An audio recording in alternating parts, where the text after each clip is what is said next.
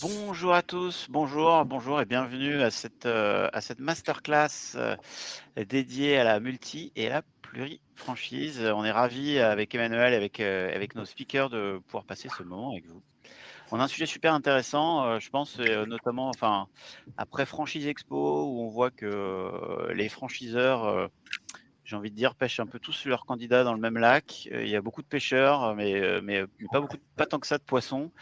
Les ambitions de développement de l'ensemble des franchiseurs collent pas forcément. On peut voir avec le nombre de candidats disponibles, on voit que tout le monde est un peu sur les mêmes leads.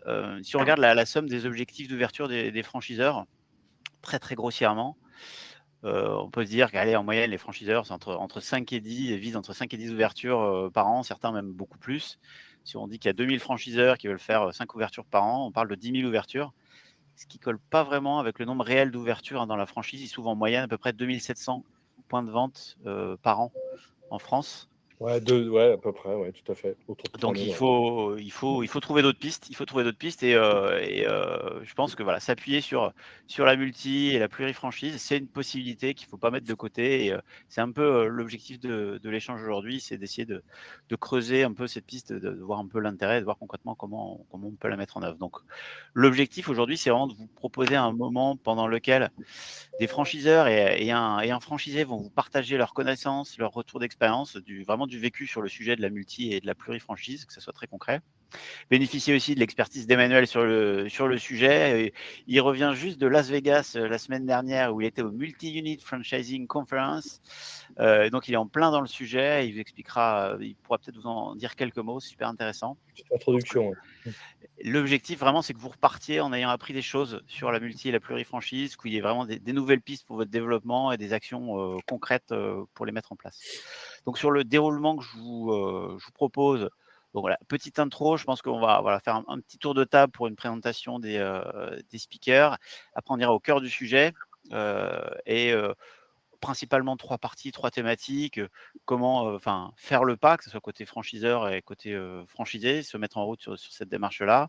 Comment on gère le changement, parce que c'est un vrai changement important, comment on le pilote. Et puis retour d'expérience aussi sur les bonnes pratiques et éventuellement les erreurs à ne pas faire. Et puis on gardera un petit peu de temps sur la fin pour des questions-réponses. On va être ensemble jusqu'à à peu près midi. N'hésitez pas à envoyer, à dire bonjour, ça fait toujours plaisir. Coucou dans le chat, vous avez un chat à droite. Envoyez vos petits messages, vos bonjours et aussi vos questions du coup, n'hésitez pas à les envoyer au fil de l'eau. On les reprendra à la fin sur la partie questions-réponses. Mais peut-être, petit tour de table, on va commencer par ça, des présentations. On a 2 Florian aujourd'hui. On va commencer par Florian Louis. Peut-être si tu peux te présenter. Pas de souci. Bonjour à tous déjà. Donc, je me présente, donc Florian Louis. Bon, en quelques mots, mon parcours. Moi, je viens du monde du retail, puisque j'ai démarré ma carrière chez Nike, où j'ai travaillé pendant une dizaine d'années, à différents postes, assistant manager, directeur de magasin et ensuite directeur de réseau. Au bout de 10 ans, j'ai démarré ma carrière d'entrepreneur, alors pas du tout dans le magasin, dans la franchise, mais dans le digital, puisque j'ai exploité un site e-commerce dédié à la chaussure de sport pendant 7 ans. Et suite à ça, j'ai revendu mon site internet et je suis reparti dans le retail. Et là, j'ai démarré ma carrière dans la franchise. J'ai continué dans le textile et la chaussure, alors plus particulièrement l'outdoor, où j'ai travaillé, développé une franchise avec Timberland et The North Face sur la ville de Reims. Ensuite, j'ai décidé de partir pour des raisons personnelles dans les Landes. Donc, je me suis installé dans le sud-ouest de la France en 2019, où là, j'ai redémarré ma carrière donc, dans la franchise, et en l'occurrence avec l'enseigne La Chaise Longue, donc dédiée aux cadeaux, entre autres, et au Kaidi. Donc maintenant, je suis à 5 magasins, bientôt 7, donc avec une majorité sur l'enseigne La Chaise Longue. Voilà, et puis d'autres projets en cours, j'espère, pour les années à venir. Super, merci Florent, ça va être intéressant d'avoir tes retours. Anthony? Bonjour à tous et puis merci de nous accueillir dans ce webinaire. Donc moi, je suis Anthony Boulle, je suis le directeur de la franchise d'Attila. Ça fait 3 ans et demi que je travaille pour l'enseigne. Donc aujourd'hui, c'est une enseigne qui fait un peu plus de 130 franchisés. Donc ça commence à être un beau réseau. Et avant ça, pour vous donner un peu de perspective sur mon parcours, moi j'ai fait un peu plus de 25 ans dans les multinationales. Donc j'ai bossé pour Carlsberg, Kronenbourg, Philippe Morris. Et j'ai travaillé en France et à l'étranger sur beaucoup de postes de management, de formation, de commerce. Et donc j'ai découvert l'univers de la franchise il y a 3 ans et demi avec Benoît Lahaye, le fondateur d'Attila. Et aujourd'hui, je prends énormément de plaisir à faire croître les projets de vie qui sont lancés dans l'enseigne. Et effectivement, le sujet qu'on aborde aujourd'hui est très, très intéressant, puisque du coup, ça permet de voir un peu comment les projets peuvent prendre de l'ampleur dans l'enseigne ou à côté. Merci Anthony. Le Florian Jambon, du coup, notre deuxième Florian. Bonjour à tous, ravi de pouvoir échanger avec vous aujourd'hui. Moi, je suis responsable du développement GEF de Bruges. Chez nous, le développement, c'est un côté franchise, ça englobe le recrutement des franchisés, leur accompagnement jusqu'à la réalisation d'un projet. Côté succursale, parce qu'on est un réseau qui fait les deux, la gestion des baux locatifs. Et moi, je m'occupe en plus des ouvertures en dehors de la France. Je suis au développement de GEF de Bruges depuis 14 ans maintenant. Donc, j'ai vu le réseau bien grandir et on a 340 magasins franchisés portés par un peu plus de 200 personnes franchisées, donc 90 ont plus d'un magasin. Donc, on a quelques sujets de multi-franchise au sein du réseau. Effectivement, ouais.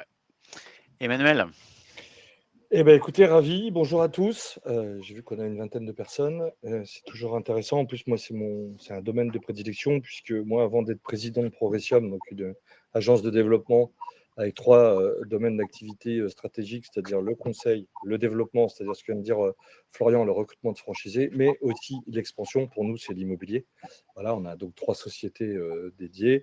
Et auparavant, directeur commercial de l'enseigne Atoll, où j'ai déjà travaillé le multi-unit, puisque à l'époque, moi, j'avais 1,16 magasins par adhérent, parce que c'était une coopérative. Et mon souhait, en tout cas, ce que j'avais présenté à mon directeur général, c'était de développer nos adhérents, puisque ça me permettait d'avoir un peu aussi la paix dans le réseau. Et on avait monté à l'époque une division grand compte qui gérait justement des multi-units, des gens il y avait 117 adhérents sur 550 qui avaient plusieurs magasins à la fin quand je suis parti. Je suis expert FFF, comme indiqué ici depuis 2012, tout comme notre ami Laurent. Donc c'est une forme de label pour nous avec un code de déontologie à respecter, une charte, donc c'est important. Et voilà, et je voulais juste, avant de vous poser des questions, puisque Laurent m'a demandé gentiment de faire le géo, le gentil organisateur, animateur, je ne sais pas trop comment on dit. Voilà, je voulais, vous faire un petit focus. Je suis allé la semaine dernière à Las Vegas au Multi-Unit Franchise Conference, où j'ai pris, au-delà d'avoir pris un petit bol d'énergie, et c'est même pas un petit bol à ce niveau-là, j'ai vu qu'effectivement, les États-Unis, pour donner un petit chiffre, tu parlais de stats tout à l'heure, on a à peu près 43-45 franchisés par enseigne en France. Aux États-Unis, c'est plutôt 237, donc c'est 5 fois plus. Voilà, il y a 3500 réseaux aux États-Unis pour 350 millions d'habitants. Nous, on est à 2089 réseaux. Donc, Laurent, tu as parfaitement raison. La guerre est déclarée, comme dirait notre président de la République, sauf que ce n'est pas la même guerre, en fait. En fait, effectivement, le recrutement aujourd'hui de franchisés, et notamment de multi-units, de multi- et pluri-franchisés, tel que peut l'être Florian, puisqu'il est multi sur la chaise longue, mais il est pluri parce qu'il a aussi un OKID, par exemple. Effectivement, ce sont des profils extrêmement prisés, extrêmement chassés, et sur lesquels il faut être prêt à travailler. Donc, juste un mot aussi pour Las Vegas, ils étaient 997 franchisés présents pour 16 milliards d'euros de chiffre d'affaires. 38% des franchisés là-bas, il y a 830 000 franchisés à peu près. 38% des multi-units qui sont au nombre de 241 000 sont des moins de 5 unités et 27% sont plus de 50 unités. Donc, il y a une espèce d'écart type un peu intéressant. Et je pense très sincèrement que ces statistiques, elles ont un intérêt dans le sens où ça va se reproduire, je pense, en France. Je pense que si les enseignes, et là, on a des belles enseignes avec nous, arrivent à bien les traiter, à bien s'en occuper, je pense que c'est un enjeu majeur et un axe de développement particulièrement intéressant. Donc là, effectivement, comme tu l'as dit, Laurent, il y a 3 thèmes. Donc, le premier, c'est faire le pas vers la plurifranchise. Et donc là, je vais commencer par interroger les franchiseurs, donc Florian et Anthony. Un mot sur, peut-être je vais me présenter aussi rapidement. Pardon, excuse-moi. Donc Laurent Leclerc, donc moi je suis cofondateur de SmapUn, qui est l'application de géomarketing en fait, qui est la plus utilisée par les franchiseurs en France, qui est utilisée principalement pour les études de potentiel, les états locaux de marché, dimensionner, gérer les zones d'exclusivité et même faire du diagnostic d'implantation ou de la prospection. Enfin, il y a pas mal de cas d'usage. Et du coup, Nous avons l'abondement chez Progressium. Nous avons et du coup, je te laisse effectivement animer la suite, Emmanuel. Mes excuses. D'habitude, c'est moi qui me présente en dernier, donc du coup, je fais la boulette. Oui, alors là, je vais commencer par interroger effectivement les franchiseurs. On a préparé une liste de questions. Après, je pense qu'on peut commencer par Florian. Comment vous appréhendez la multi- et plurifranchise chez Jeff de Bruges? Alors, on sépare les deux sujets. Multi, on y est assez favorable, tout en ayant conscience qu'on ne fait pas tout à fait le même métier quand on porte plusieurs magasins et qu'on est vraiment dans le management d'équipe, plus que dans l'exploitation en tant que telle du point de vente. Et donc, ça demande des compétences et une appétence aussi un peu différente qu'on va essayer de vérifier auprès de nos franchisés pour s'assurer qu'ils ont bien conscience de là où ils mettent les pieds avant de se lancer. Et après, la multi est peut-être un peu plus compliquée chez nous parce qu'il y a des spécificités de métier, c'est-à-dire que nous, on ne recrute pas de franchisé avec un profil investisseur. On demande 2 ans d'implication totale dans un magasin pour comprendre l'activité, sa saisonnalité qui est un peu particulière dans le chocolat, avec des gros pics de vente. Et donc, on a besoin de ce prérequis avant d'envisager la suite. Ok, très bien. Oui, effectivement, il y a 40% du business, je crois, qui est fait entre Pâques et Noël, quelque chose comme ça, non? 50% même sur cette semaine. Entre les 4 semaines de décembre, les 3 de Pâques, c'est 50% de l'année. Effectivement, il vaut mieux, peut-être Florian en parlera tout à l'heure, il a aussi de la saisonnalité, mais il vaut mieux être dans le point de vente. Et donc, chez Attila, comment ça se passe, Anthony?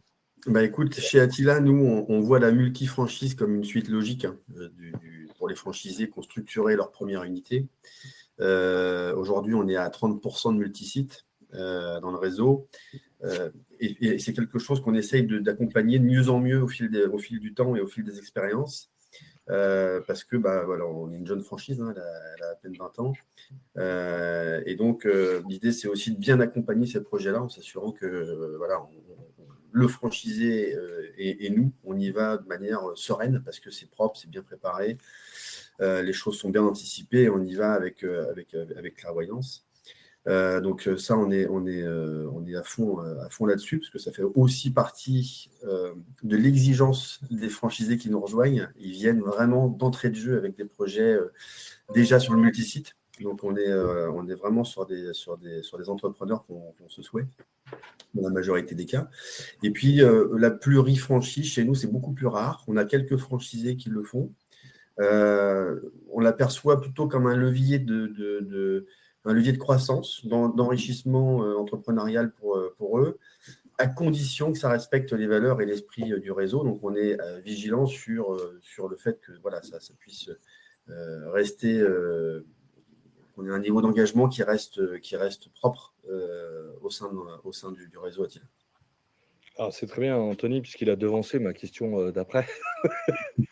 Donc, si je comprends bien, Florian, la multi, pas de sujet particulier, Florian Jambon, mais vous êtes un petit peu plus frileux sur la pluri, c'est ça? J'ai compris. C'est l'inverse. La multi, pas de problème. La pluri, ça dépend de l'activité. Déjà, ce qui est éliminatoire, c'est une activité similaire pour des questions de savoir-faire.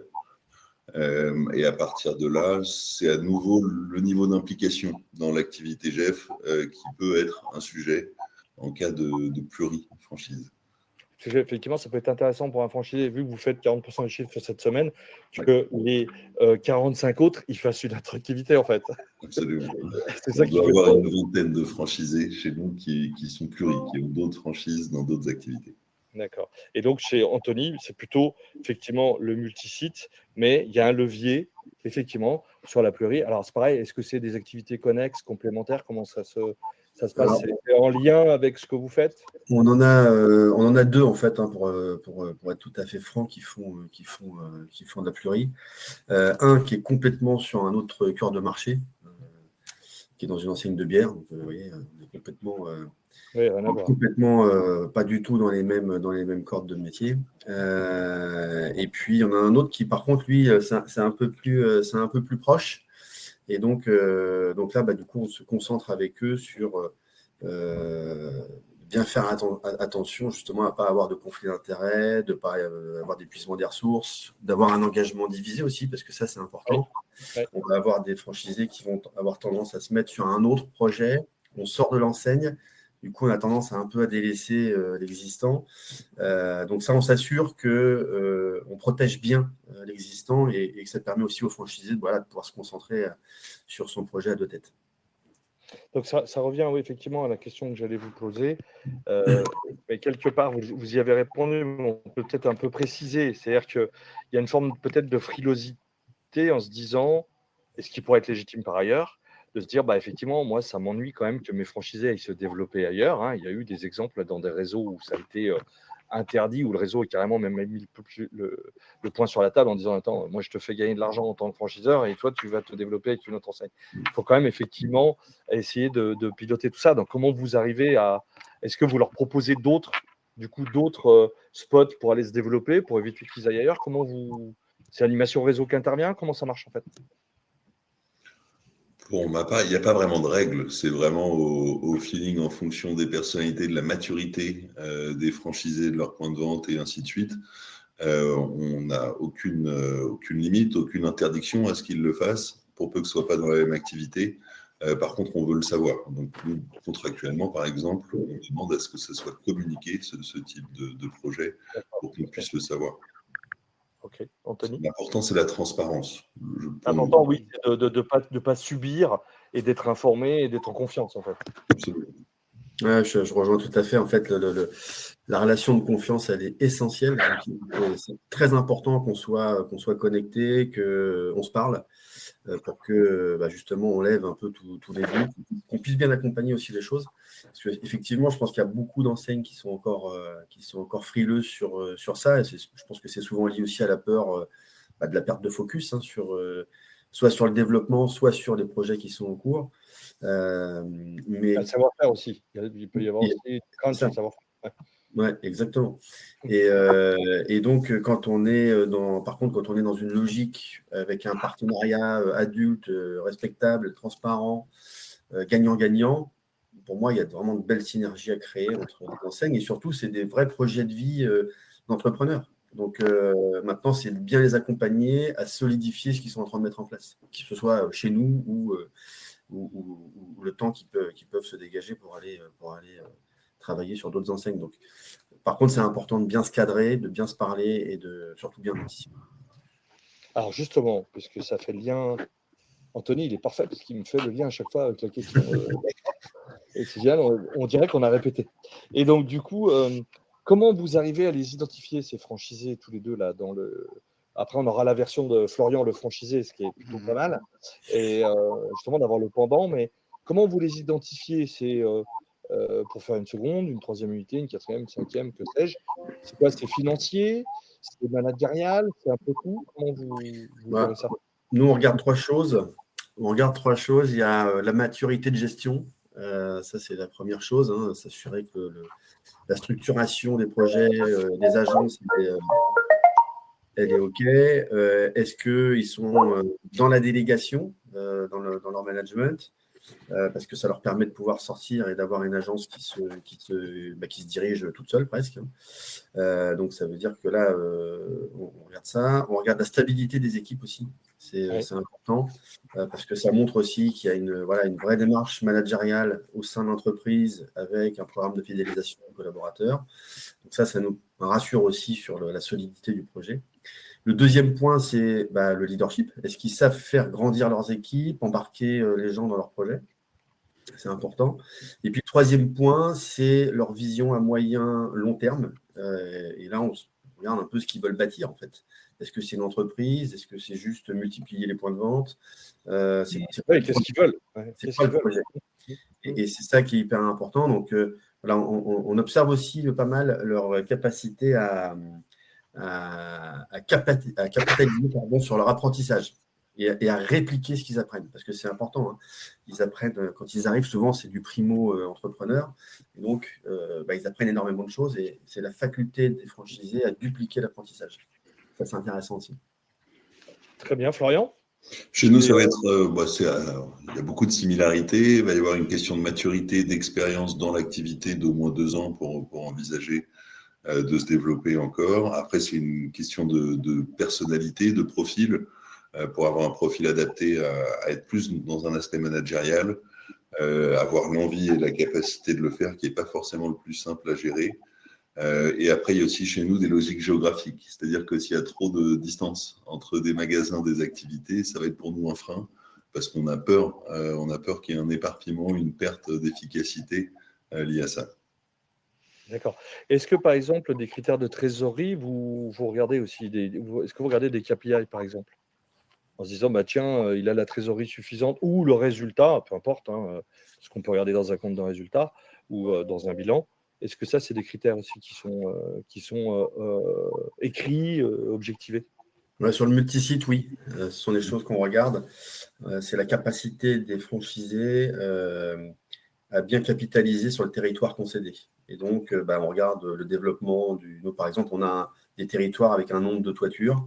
Et là, on regarde la capacité du gérant à développer le nombre de clients actifs et donc de développer son chiffre d'affaires et donc, du coup, de regarder derrière le bas de bilan pour voir si, effectivement, il est en maîtrise de sa gestion d'entreprise ou non.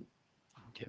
C'est intéressant maintenant, moi, peut-être d'entendre Florian Louis aussi sur ton retour d'expérience, ta vision, et puis surtout comment tu as fait le pas, enfin voilà, comment tu as démarré dans la franchise et surtout après dans la multifranchise. Oui, alors pour ma part, le choix d'une franchise, il y a la chose qui pour moi était essentielle, c'était il fallait que j'ai une envie de commercialiser le produit ou aller dans un secteur d'activité qui m'intéressait. Si je prends l'exemple extrême, moi j'ai toujours travaillé dans le sport, dans le textile, dans un premier temps. En aucun cas, je serais allé dans la restauration. Voilà, parce que j'y connais rien, parce que ça ne m'intéresse pas. Donc, le choix vraiment de l'enseigne, de la marque, du produit était l'élément essentiel. Ça, c'était le premier point.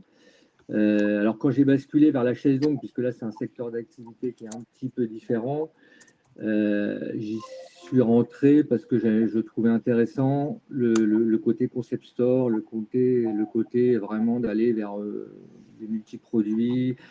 Voilà, c'était vraiment un peu différent du textile. Et aussi un élément important que j'ai regardé, c'est le fait que la chaise longue proposait de la commission affiliation.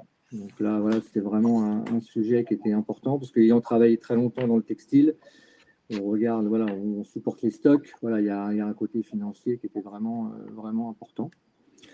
Donc je dirais, mais voilà, donc après de basculer vers le multi, c'était pour moi une évidence. Alors sans prétention aucune, mais j'avais plus une vision entre guillemets d'investisseur. Donc l'idée, c'était de multiplier les points de vente. Évidemment, j'ai attendu une année complète. J'ai travaillé à 100% de mon temps sur le premier magasin de la chaise longue que j'ai fait pendant 1 an. Parce que comme c'était un nouveau secteur, je voulais quand même connaître les tenants et les aboutissants. Donc, j'ai travaillé tous les jours, 6 jours sur 7, de 10h à 20h dans le magasin. J'ai essayé de tout comprendre. Je pense avoir pas trop mal compris, ce qui m'a permis la deuxième année d'enchaîner un deuxième magasin et d'enchaîner d'ailleurs sur les 4 dernières années un magasin par an.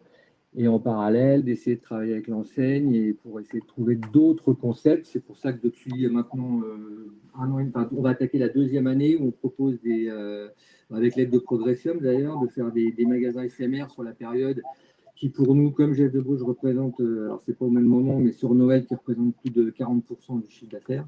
Donc on essaie aussi de travailler sur des nouveaux concepts. Donc voilà, je pense que ce que je peux vous dire d'autre sur le multi. Évidemment, ce n'est pas du tout la même façon de travailler. Je pense qu'il faut avoir cette capacité, entre guillemets, à manager, à déléguer. Ça peut faire le pont justement sur la deuxième thématique qui est gérer le changement. Je pense que c'est un changement très Alors important. justement, Laurent, j'avais une question, vas-y. Laurent, sur Florian. Donc, il a dit dès le départ, lui, de toute façon, en plus, il a été quand même général manager chez Nike, donc il avait quand même un poste assez élevé, ce qui lui permettait d'avoir une vision dès le départ. Il savait qu'il allait ouvrir plusieurs magasins. Mais moi, j'ai une question. Comment tu choisis tes enseignes, en fait? Moi, je sais, mais c'est pour l'auditoire, parce que là, c'est intéressant avec ce que Jeff de Bruges et Attila nous ont dit. Là, tu as parlé de commission affiliation pour une enseigne, mais l'autre, tu achètes le stock. Donc, Alors, comment tu choisis tes enseignes et c'était développeur, parce que tu es pas mal sollicité, me semble-t-il. Comment tu fais alors, du coup, pour… Alors, c'est la relation également, le contact avec l'enseigne. Alors, pour OKID, c'était un peu particulier, puisqu'aujourd'hui, on sait que l'environnement du textile est quand même complexe. Dans l'enfance, c'est complexe. Par contre, je suis parti après discussion avec l'enseigne, et puis j'ai regardé un peu ce que faisait l'enseigne. J'ai discuté avec d'autres franchisés de l'enseigne. On savait qu'OKID, c'était le leader, et ça reste le leader dans son secteur d'activité. Et malheureusement, on sait qu'il va y avoir des enseignes qui vont disparaître dans ce secteur d'activité. Donc, alors je dis que ce n'est pas Highlander, il n'en restera qu'un, mais malheureusement, aujourd'hui, il faut regarder un peu ce qui se passe autour de soi. Et voilà, après discussion avec l'enseigne, avec la marque, je me suis senti quand même confiant d'aller avec eux. On a bien regardé, on a préparé les business plans avec eux. Enfin, voilà, il y a vraiment eu un échange. Et ça, c'est aussi un autre élément qui est essentiel aujourd'hui. C'est de travailler vraiment dans le détail avec le franchiseur pour regarder si c'est faisable. Moi, j'aime bien avoir un franchiseur qui est capable de me dire non, on ne va pas dans ce local-là, on ne va pas là parce que ça ne va pas le faire. Et à une époque, ce n'était pas toujours comme ça. Il y avait des franchiseurs qui voulaient ouvrir. Ils ne se déplaçaient pas pour voir le local, etc. Aujourd'hui, évidemment, ça a changé, mais ça, c'est un élément qui est essentiel, la relation avec le partenaire. C'est un partenariat, la franchise, il ne faut pas oublier. Et puis aussi, tu as bénéficié aussi d'un transfert du centre-ville, on va dire, du point de vente, qui est allé dans le centre commercial dans lequel tu es. Donc, il y a une autre fête d'opportunité aussi pour cette marque, parce que les autres, c'est des créations que tu as faites. Oui. OK. Et justement, j'ai une autre question. Demain, ça va être des créations ou ça va être des rachats, du coup? Bonne question. J'ai tendance à dire, alors là, c'est vraiment mon cas personnel, mais je vais plutôt aller vers de la reprise. C'est un peu ce qui est en train de se dessiner pour des tas de raisons. Parce que je pense que c'est beaucoup plus facile d'analyser déjà lors d'une reprise un bilan, des résultats, de voir si ça va être viable, on va pouvoir faire un business qui va durer. Les créations, c'est de plus en plus complexe, c'est de plus en plus long. Alors, je ne dis pas qu'il ne va pas y en avoir, hein, mais la réalité aujourd'hui, c'est pareil. Alors là, c'est plus pour les primo-accédants. Aujourd'hui, c'est très compliqué quand vous arrivez. Si vous allez voir un banquier, par exemple, si vous êtes primo, c'est très complexe donc de créer. Et la reprise est un peu plus facile, entre guillemets, puisqu'il y a déjà un existant, il y a un bilan. Parce qu'il y a quand même… l'élément important, c'est qu'à bout d'un moment, il y a aussi le banquier qui décide. Hein. Donc, il a une importance qui est primordiale. Et vous avez beau avoir des bons bilans, vous avez beau avoir un peu de cash en arrivant, c'est pas encore gagné. Donc, il faut vraiment, vraiment travailler dans le détail son business plan, de tout préparer pour pouvoir ouvrir son premier ou les points de vente. Alors, justement, Laurent, gérer le changement et piloter, du coup, on arrive à phase 2, sachant qu'il est 11h30 et il nous reste à peu près un quart d'heure, 20 minutes Après, il y aura les questions. Je pense qu'on est pas mal dans le timing. Alors, je vais m'adresser à Florian, le franchiseur, et Anthony. Passer d'un à plusieurs unités, donc on l'a compris, c'est un autre métier. Il a parlé d'argent, vous avez parlé de management, vous avez parlé de KPI, vous avez parlé de plein de choses. Comment vous les accompagnez du coup? Comment vous les rendez multi-sites, quoi? Anthony, peut-être en premier? Écoute, c'est là que le rôle du franchiseur, il est central, en fait. On ne doit pas juste fournir un concept et puis débrouille-toi. On doit vraiment aider à piloter la croissance. C'est là où ça fait toute la valeur ajoutée du franchiseur, hein, pour le coup. Et nous, chez Attila, par exemple, on accompagne avec des formations sur le management de multisites. Donc, il y a une formation spécifique là-dessus, avec un accompagnement par étapes. On a des outils de pilotage avec tout ce qui est BI, CRM, reporting.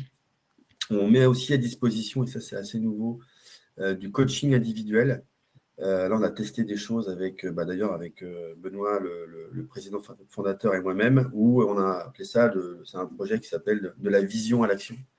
Et vraiment, on repart du projet du franchisé, et puis on essaie de travailler avec lui et ses équipes en mode un peu coaching sur les actions que tu vas devoir mettre en place pour aller poser ton projet avec tes équipes.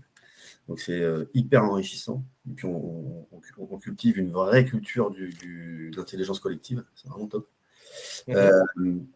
Et puis surtout, d'avoir l'exemplarité dans la duplication de la réussite de chacun de nos franchisés. Donc, on s'aide aussi des franchisés qui sont passés par là pour, un peu comme mentor ou parrain des promotions de formation, par exemple. Ok, très bien. Florian? Chez Jeff, c'est assez similaire. On utilise les mêmes outils. On s'appuie beaucoup sur le partage d'expérience de nos franchisés qui sont déjà multi pour les faire échanger avec ceux qui veulent y passer, pour qu'ils puissent vraiment échanger sur le sujet. On s'appuie beaucoup sur la formation. On s'appuie aussi beaucoup sur les animateurs régionaux qui sont les coachs de nos franchisés, qui ont un relationnel beaucoup plus étroit, enfin beaucoup plus proche d'eux. On s'appuie aussi beaucoup sur ces équipes-là. Et au-delà des outils qu'on utilise également pour piloter tout ça. Et est-ce que dans le dispositif, vous avez fait intervenir, parce que Florian a parlé de banquier tout à l'heure, il a parlé d'argent en fait. Effectivement, si on n'a pas d'argent pour se développer, c'est un peu compliqué. Est-ce que j'imagine que vous êtes référencé dans les pôles bancaires franchise. J'imagine vous avez peut-être fait des actions avec des courtiers, il y a peut-être des dispositifs aussi pour les aider à trouver cet argent, j'imagine. Tout à fait, ouais. On met en place, déjà pendant une session de formation, on met en place l'intervention de cabinets spécialisés avec qui on travaille, que ce soit comptable ou bancaire. Oui. Et donc, du coup, ça permet aux franchisés derrière de pouvoir construire sereinement leur approche financière auprès des banques. Nous, on accompagne également le financement, on fait les dossiers de banque pour nos candidats, pour peu qu'ils le souhaitent, et on s'appuie sur deux courtiers, si le franchisé est ouvert à cette approche-là, pour les accompagner sur le financement. D'accord. Alors, selon vous, du coup, avec ces multi-franchisés, comment vont-ils être efficaces dans leur pilotage de leur point de vente? Parce qu'on sait très bien. Alors, il y a une stat qui est vieille, qui avait été faite, je crois, par l'IGR de Rennes, où au-delà de 4 points de vente, on a une baisse de productivité. Comment vous faites, vous, pour qu'ils soient efficaces, justement? Parce qu'il ne faut pas qu'on ait… vous avez dit tout à l'heure, je crois que c'est Anthony, il a parlé de passer de manager à leader, en gros, ou l'inverse, peu importe, mais plutôt de manager à leader, je dirais. Et comment vous faites pour qu'il n'y ait pas de perte d'efficacité, en fait? Alors ça, c'est une très bonne question.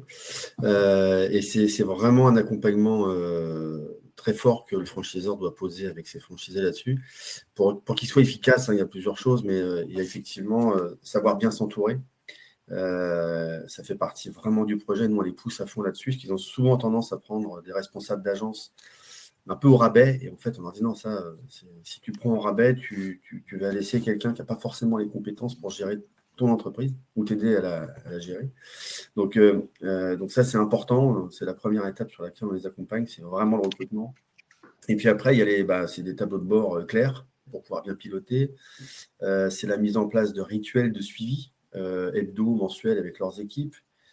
C'est d'avoir des équipes relais, j'en parlais juste avant, des gens formés, responsabilisés. Et c'est là où il faut aussi accepter que le dirigeant, il change de posture.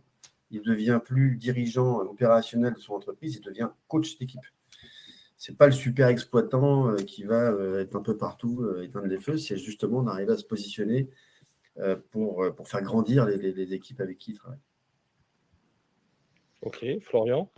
De la même manière, on va s'appuyer sur la formation, c'est-à-dire qu'on va demander à nos multis de nous envoyer leurs responsables de magasin en formation initiale, la même formation qu'un franchisé pour qu'ils puissent piloter le magasin. On va beaucoup, là aussi, s'appuyer sur les animateurs. Et après, c'est vraiment une question de profil du franchisé. Chez nous, le franchisé qui développe le plus de points de vente, il en a 8. Mais il a ce profil de leader, entre guillemets, de savoir déléguer, savoir former ses équipes. Et pour le coup, il est très performant, malgré le fait, entre guillemets, qu'il ait 8 points de vente. Donc, c'est vraiment une analyse par rapport au profil du franchisé, principalement, au-delà des outils et de la formation. Ok. Et toi, Florian, le franchisé, donc, Louis, comment tu t'appréhendes ce changement, même si j'ai une petite idée, puisque je t'accompagne depuis quelques années maintenant.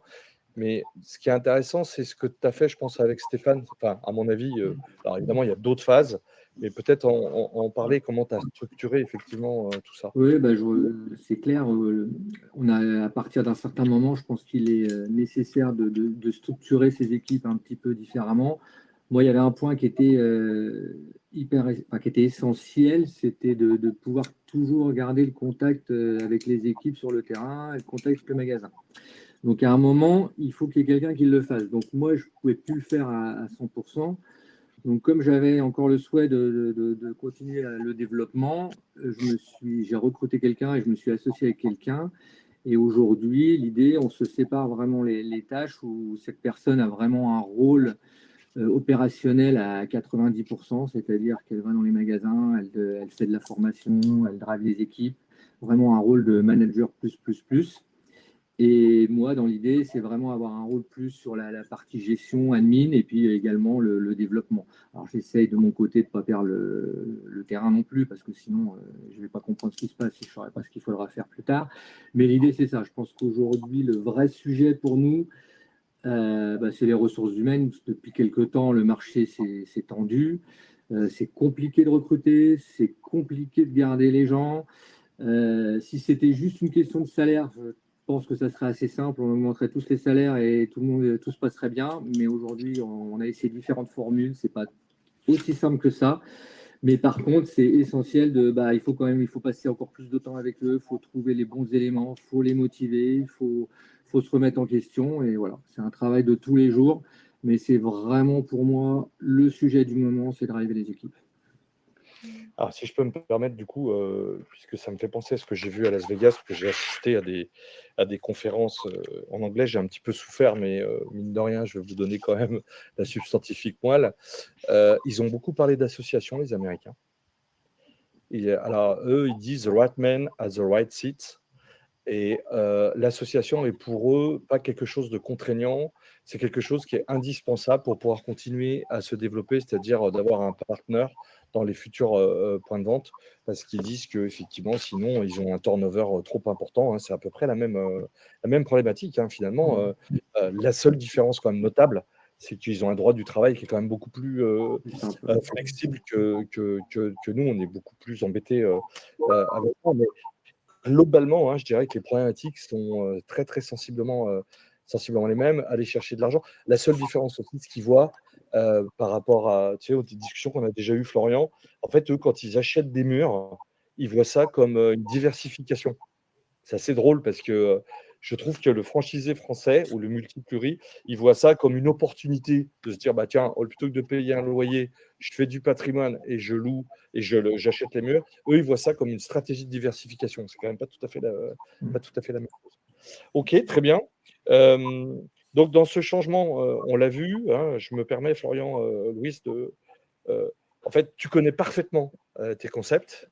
Et donc là, du coup, à partir de ce moment-là, tu as pu déléguer, prendre un associé opérationnel, et toi, tu t'occupes un petit peu plus de la vision et du développement, ce qui fait que tu vas encore avoir 2 points de vente de plus incessamment sous peu, et que tu en recherches d'autres concepts. C'est ça? On est d'accord? C'est tout à fait ça. Donc, voilà, on est en train de finaliser un projet sur le sud-est, qui est bien avancé, mais voilà, tant que ce n'est pas signé, on ne va pas crier victoire, mais c'est plutôt bien parti. On ne vend pas la peau de l'ours avant de l'avoir tué. Voilà. Donc, ça nous amène donc à 11h39 au 3e point. Difficulté, best practice et erreur. Évidemment, tout ça ne va pas se faire dans le plus grand des bonheurs. Et voilà, il faut effectivement d'abord faire des bêtises. Ça sert toujours à progresser. Alors, là, je pose la question à tout le monde, en fait, c'est assez ouvert. Quelles ont été les difficultés que vous avez rencontrées, donc, de côté franchiseur, avec peut-être des multi-plurifranchisés? Et Florian, toi, quelles difficultés tu as pu rencontrer avec les franchiseurs sur cette fonction-là? On commence par Anthony, peut-être? Allez, Ouais. hop, allez, Florian après. Pour nous, le principal défi, c'est souvent la vitesse de développement qui est mal anticipée. Ah oui. On va trop vite, on perd en qualité, ou on se dédouble avant d'avoir vraiment stabilisé l'agence 1, par exemple. Donc, c'est de faire attention à ne pas aller trop vite et de bien respecter les étapes. On a vraiment redessiné tout un process lié au multisite interne pour bien sécuriser le projet, s'assurer que les étapes sont claires et qu'on avance les uns les autres de manière sereine et contrôlée, surtout. Donc, voilà. Donc, après, il y a plein de sujets dedans avec le recrutement, fidélisation des collaborateurs, la communication qu'on va poser derrière. Enfin, il y a tout le projet qui va s'accompagner. Donc, c'est plus ça, moi, là, c'est là où je vois le risque, la difficulté. Le risque, c'est qu'ils aillent trop vite et qu'ils se prennent un petit peu les pieds dans le tapis, si je puis dire. Franchiseur et franchiseur, c'est pour ça que c'est important de bien écrire, je pense, les process dans lesquels on veut se mettre pour sécuriser justement l'accompagnement. Et du coup, Anthony, c'était pas prévu cette question, mais du coup, je rebondis sur ce que tu dis. Du coup, si quelqu'un vient te voir en disant je vais ouvrir 2 Attila, je pense que tu vas lui dire non au final.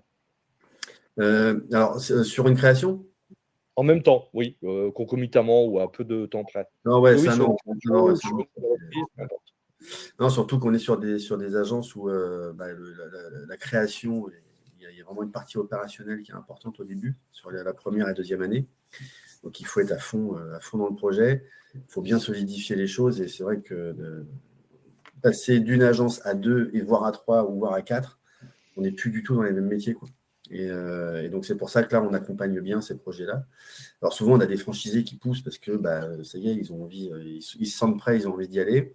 Et nous, tout notre rôle, c'est de bien accompagner la vision du projet du franchisé et surtout de regarder derrière comment on positionne les temps forts pour que ce soit bien maîtrisé. Florian, de Jeff de Bruges. Chez Jeff de Bruges, on partage cette prudence sur le rythme. On aime bien dire une chose, qu'il est urgent de ne pas se presser, de bien construire les projets pour limiter au maximum les risques de déperdition, de manque d'efficacité et ainsi de suite. Donc, c'est vraiment la première vigilance, c'est ça, c'est le rythme, en ayant des garde-fous et en se précipitant pas. On va vraiment faire très attention à ça. Et après, c'est toujours le profil. Là, c'est aussi notre rôle de bien accompagner, de ne pas se tromper. On a eu par expérience quelques erreurs de profil et ça amène à impacter le premier point de vente aussi. Et c'est ce qu'on veut éviter. Alors justement, là, est-ce que vous leur demandez, alors du coup j'ai une autre question, est-ce qu'il faut leur demander d'avoir une société par lieu d'implantation pour éviter de gangréner on n'impose pas, mais on recommande très fortement d'avoir une société par magasin, absolument. Pour cela et aussi en cas de revente. C'est beaucoup plus simple. Ok.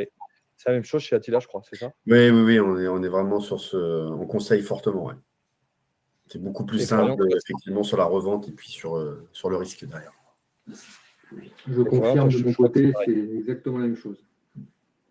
Alors, les difficultés que tu as rencontrées pour te développer, Florian, puisque tu as commencé, on l'a dit, en 2019 avec un point de vente à Saint-Paul-les-Dax, puis ensuite Bayonne, puis ensuite Tarbes, puis ensuite, il y en manque un, Bordeaux, je crois, Bordeaux-Lac. Quelles ont été les difficultés, en fait? Je rejoins ce qui a été dit également. Je pense que pour un franchisé, il faut trouver le bon équilibre entre vouloir se développer et aller trop vite. Voilà. Donc, ce qui est bien, c'est quand on peut se permettre d'avoir le temps. Donc, ça, c'est bien. Ça permet de bien travailler les dossiers, de bien négocier avec les bailleurs, de bien préparer les business plans. Donc, ça, c'est vraiment. On a tous envie, souvent, on a envie de se développer. Il faut trouver le bon rythme. Ça, je rejoins Anthony et Florian sur le sujet, il n'y a pas de doute. Dans les erreurs qui peuvent être faites, alors honnêtement, je reviens sur ce que j'ai dit tout à l'heure, dans les erreurs, c'est le recrutement. Au début, c'est tellement déterminant quand vous êtes multi, vous devez recruter un directeur de magasin, si vous ne recrutez pas le bon ou si vous ne formez pas le bon, vous passez derrière, il faut récupérer le tir, hein, donc c'est compliqué, c'est long. Donc voilà, c'est vraiment pour moi le point qui reste essentiel. Donc, aujourd'hui, moi, j'ai l'impression d'être DRH, quoi. Donc à tous les niveaux, hein, des bons côtés et des mauvais côtés. Hein. Dans le côté formation, on recrute, on prend des gens qui étaient vendeurs et qu'on arrive à faire monter au poste de directeur, c'est enrichissant, c'est satisfaisant. Et puis des fois, il faut se séparer des gens. Et aujourd'hui, voilà, je passe beaucoup de mon temps sur la partie RH.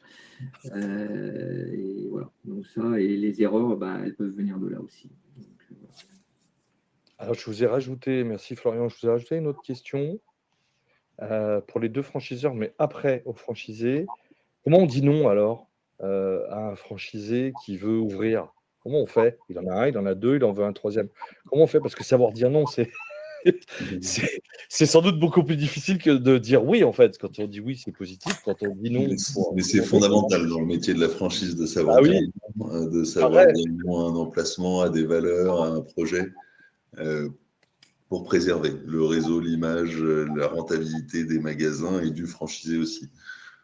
Alors, comment on fait, Florian? On explique. Il faut Ouais, prendre le temps.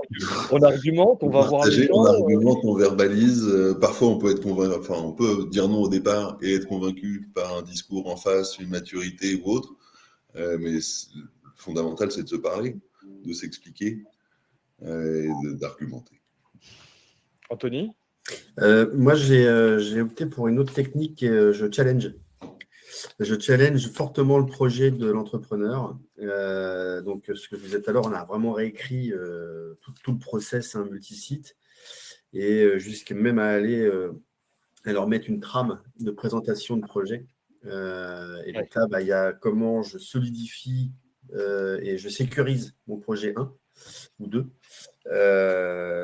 Tant sur la partie organisation avec l'humain et puis la partie métier avec tout le business. Et comment je m'assure que demain, si je ne suis pas là pendant 3 mois, ça tourne.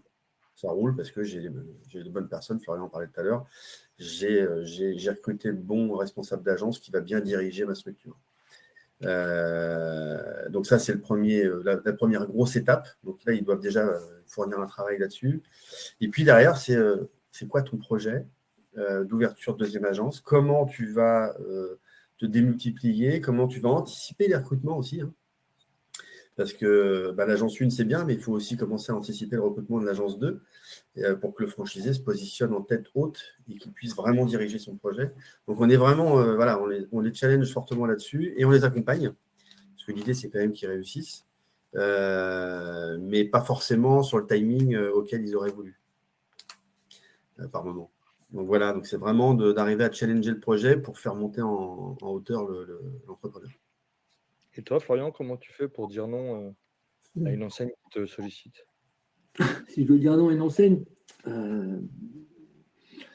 ça dépend des cas, mais ça ne m'est pas encore vraiment arrivé. Je vais pas, ce que je disais au démarrage, je ne vais pas aller voir une enseigne qui ne m'intéresse pas. Donc à partir de ce moment-là, le cas ne se présente pas. Le point où il peut y avoir dire non, c'est plus sur un dossier, par exemple, sur un local ou sur quelque chose où on peut arriver à avoir un désaccord sur les choses. Ou ça peut arriver, mais voilà, on en discute, on amène des arguments et puis je pense que on arrive toujours par la communication à trouver des solutions.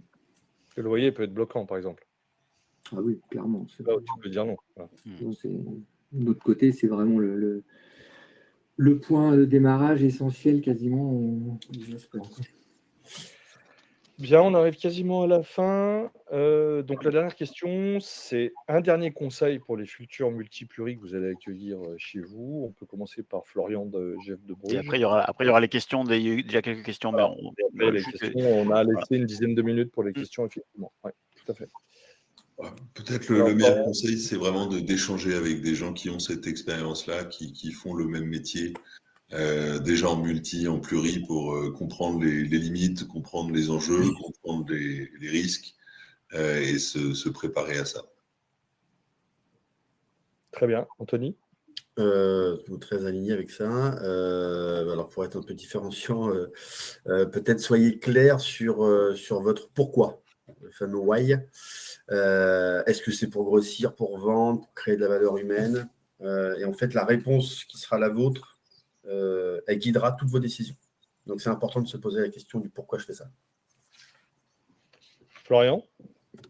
Moi, je dirais pour essayer d'être un bon pluri ou multi, je pense, il faut comment dire, être à l'écoute, il faut être flexible, il faut s'intéresser et puis il faut essayer de maîtriser un maximum de sujets pour être un bon entrepreneur. C'est-à-dire, comme je dis, moi, je suis spécialiste en rien, mais je suis plutôt bon en tout. Voilà, Bon généraliste. c'est un peu je sais pas prétentieux, c'est juste de dire, voilà, je peux parler de comptabilité, je peux parler de finance, je peux parler de produits, je peux parler un peu de marketing, je peux parler de commerce. Je maîtrise un peu tous ces sujets en tant qu'entrepreneur, mais il y aura toujours quelqu'un qui sera, voilà, un spécialiste en marketing, qui sera 10 fois meilleur que moi, un spécialiste en commerce. Mais voilà, il faut que je m'intéresse à tous les sujets pour essayer de devenir un entrepreneur correct, si je veux dire. Bon, très bien, merci beaucoup pour ces retours, c'est top. Et c'est pas fini, on a quelques questions. Première question concerne les outils, les indicateurs. Est-ce qu'il y a des indicateurs spécifiques pour les multifranchisés? Est-ce qu'il y a voilà, des indicateurs qui sont différents des critères habituels entre un franchisé et un multi-franchisé? Et si oui, comment est-ce que vous agissez si ça dévisse par rapport à ces standards? Est-ce que vous avez des indicateurs spécifiques pour les multis? Oui, enfin, nous, clairement, oui, à partir du moment où un franchisé devient un multi ou pluri, on pilote plus de la même manière. On change d'échelle, donc on doit adapter aussi ces indicateurs de performance autour de sa nouvelle structuration. Donc, on va au-delà des classiques, chiffre d'affaires, rentabilité, satisfaction client. On intègre aussi des choses comme la structuration interne, présence de bras droit, stabilité RH, délégation des fonctions clés, des indicateurs de pilotage multisite aussi, sur par exemple la régularité des comités de direction, des indicateurs consolidés sur site, reporting partagé. Enfin, il y a pas mal de choses comme ça qu'on met en place et du coup, ça permet aussi aux franchisés de mieux piloter son projet à 2 têtes ou à 3 têtes. Et côté Jeff de Bruges, de la même manière, ce qui va vraiment changer, c'est l'aspect managérial, donc l'aspect ressources humaines et l'organisation qui va avec, de bien la préparer, de bien la renforcer pour s'adapter à cette nouvelle structure. Donc, vous avez des indicateurs spécifiques justement sur la structure managériale qui est mise en place On regarde de très près l'organisation managériale de nos multis, absolument. Ok, très clair. Je ne sais pas si ça répond à la question. C'est Laurent qui avait posé la question. Question de Eric. Est-ce que, alors, je ne sais pas si la question, j'imagine que c'est sur les multi-franchisés. Il parle de recrutement. Est-ce que vous passez par des cabinets de recrutement spécialisés ou vous avez d'autres filières de recrutement? Enfin, la question, c'est comment on fait pour trouver des multi-franchisés? Comment vous faites? Oui, on passe par des cabinets. Enfin, je pense qu'on passe par des cabinets. Il y a plein de techniques aussi sur les réseaux. Enfin, il y a pas mal de choses. Après, le multisite, il se trouve pas. Enfin, ça vient un plus comme ça. On travaille beaucoup avec les CRA, sessions PME. C'est là où on va pouvoir trouver des gens qui ont une appétence ou l'envie d'avoir un projet à 2 têtes, quoi, ou à 3 têtes.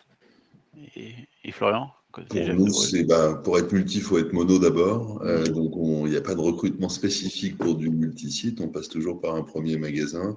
Notre recrutement de franchisé, on a la chance de le faire plutôt en direct et on teste depuis 1 an et demi du recrutement digital sur les réseaux, qui est intéressant aussi pour localement. Emmanuel, toi, tu dois un regard là-dessus, j'imagine. Moi, je suis beaucoup de réseaux, j'ai l'impression quand même, mais dis-nous. On a une 50aine de réseaux en développement, donc il faut bien s'en occuper. Hein, c'est toujours pareil. Et en plus, les enseignes qu'on voit ici, elles veulent tous la même chose. Elles veulent des super champions comme Florian, sauf qu'elles n'ont pas toutes le même. Elles n'ont pas toutes le même ADN. Elles n'ont pas toutes les mêmes façons de fonctionner, les mêmes cultures, les mêmes valeurs. Donc oui, il faut nous, on a plusieurs choses. On fait de l'approche directe, on a des sites internet dédiés, on a LinkedIn, on a plein de dispositifs. On a des multi-unit forums c'est une média de marque qui nous appartient, sur lesquels on organise des rencontres entre multi et pluri dans un cercle en fait, au final, parce que ce sont des gens qui ont les mêmes problématiques. Oui, il faut que c'est un dispositif en fait au final. Donc il faut que ce dispositif il soit complet. Il y a quelques années, on avait des leads entrants, on disait, on en avait beaucoup. J'imagine que Florian, ça fait plusieurs années qu'il fait ça. Voilà, maintenant les leads, il y en a moins, donc il faut aller chercher, il faut aller regarder, il faut s'intéresser aux gens, comme Florian l'a dit tout à l'heure aussi. Lui, il connaît ses équipes, parce qu'on se connaît bien tous les deux, vous l'avez compris. Il connaît ses équipes, il s'intéresse, il connaît ses concepts. Il faut aller plus loin. Voilà, il faut aller plus loin. Et puis, j'ai bien aimé ce qu'a dit Anthony tout à l'heure, quand il parle du why. On aurait pu parler de l'océan bleu, tout ce qu'on veut, mais en fait, c'est quoi l'enjeu, quoi. Enfin, quand je discute avec Florian sur les 5 magasins qu'on a fait ensemble, plus les pop-up qu'on fait aussi, en fait, on parle d'enjeu quand on parle tous les deux. On ne parle pas d'opérationnel particulièrement, en fait. On parle de qu'est-ce qu'il veut faire, quoi. Donc, c'est aussi une façon, une démarche de travailler avec eux, ces gens-là, parce qu'ils ont quand même un bon niveau, en général, un très bon niveau même. Donc, je ne dis pas que les autres n'en ont pas, ce n'est pas mon sujet, mais on a passé un cap, quoi. Il se passe autre chose. Une question qui est peut-être plus pour Florian Louis, du coup. Oui. La question. De Jérémy. Parlais alors Jérémy, il y a une remarque, mais il n'y a pas de question en fait, c'est juste un retour. Mais je pensais au retour de Loïc là. Tu parlais de recrutement hyper important dans la bonne personne, mais quels outils pour les fidéliser les salariés des différents points de vente, sachant que le franchisé multisite, il est un peu moins présent au quotidien, il est un peu partout. Comment on fait? Est-ce que ça a un impact sur le turnover, quoi? Faut-il payer mieux, la question, ou il y a du management participatif? Comment tu fais? Exactement. Alors, j'ai essayé plusieurs formules. Je dirais qu'aujourd'hui, je suis revenu à des choses basiques, mais que j'anime différemment. C'est-à-dire que je suis revenu à des primes sur le chiffre d'affaires, tout bêtement, pour les équipes de vente, vraiment pour le conseiller de vente. Avant, on mettait des primes, donc on met des primes mensuelles. Mais par contre, ce qu'on fait aujourd'hui, je pense qu'on va essayer de faire mieux, c'est qu'on parle de chiffres tous les jours. Parce que je m'étais rendu compte qu'on mettait une prime de chiffre d'affaires, par exemple, sur le mois de mars. Vous avez tant à faire. Si vous avez tant, vous faites le chiffre, vous aurez tant.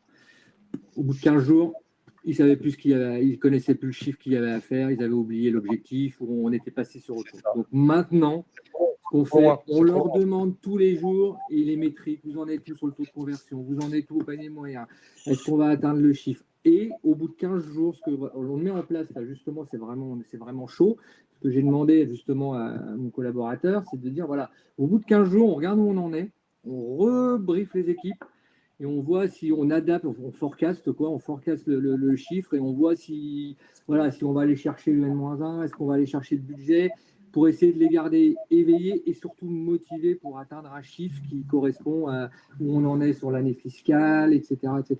Donc en fait, maintenant, l'objectif, c'est de mettre des primes. Alors le salaire fixe, non, parce que pour moi, on est dans le commerce, donc il faut qu'ils fassent du commerce, donc il faut aller chercher des clients, donc il faut de la prime. Ça, pour moi, c'est pas négociable. Et par contre, on anime le chiffre au quotidien. On leur parle de chiffres tout le temps et on va voir. Là, c'est très récent de le faire de cette manière-là. On le met en place. Et pour les directeurs de magasins, on fait une prime plutôt sur le semestre avec des objectifs de qualité de travail et également de chiffres. Mais voilà, on ne s'adresse pas de la même façon. Voilà. Ok, très bien. Et du coup, une dernière question. Donc, c'était le retour de Jérémy sur un contexte où il est multi-franchisé, il a 2 sites. La communication qui fonctionne plus avec son franchiseur et une perte de confiance. Comment gérer ce genre de situation quand on est franchisé et la question, je peux la poser à tous les trois, s'il y en a qui veulent intervenir sur le sujet, comment on sort de ça? Visiblement, il y a un problème d'entente, et de communication et de confiance. Donc là, quand on a ces 3 ingrédients en âge, c'est qu'il y a un souci. Il faut discuter.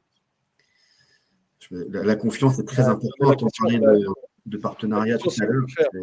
Anthony, la question, c'est la question de Jérémy, c'est à ton avis, que faire, quoi?